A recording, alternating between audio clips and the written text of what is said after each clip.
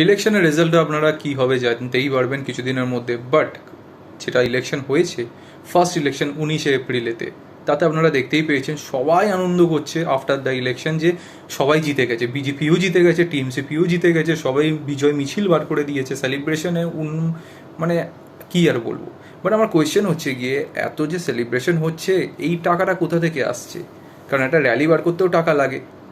তো বেকার আপকামিং ইলেকশনের জন্য এই টাকাটা বাঁচিয়ে না রেখে এইভাবে ওড়ানোটা কি দরকার? আবার অনেকে বলবেন যে এই যে সেলিব্রেশনটা করছে সেটাই হচ্ছে কি আপকামিং ইলেকশনের জন্য কি বলে এটাকে, প্রমোশন, যাতে পাবলিক এইটা বিলিভ করে যে এই ইলেকশনেতে একটা পার্টিই জিতছে এবং ওভার কনফিডেন্সে তারা ভোট দিয়ে ফেলে।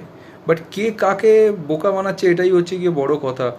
আপনাদের কি মনে হয় যে এইভাবে ইলেকশনের পর ভোটের মানে এইভাবে মিছিল বার করাটাকে মানে ইউজফুল হবে, কার্যকরী হবে? আমার তো মনে হয় হবে না, বিকজ পাবলিক অতটা বোকা নয়। পাবলিক দেখে যে লোকালি কে আমার কাছে অ্যাক্সেসেবল, লোকালি আমি কার থেকে সুবিধা পাচ্ছি।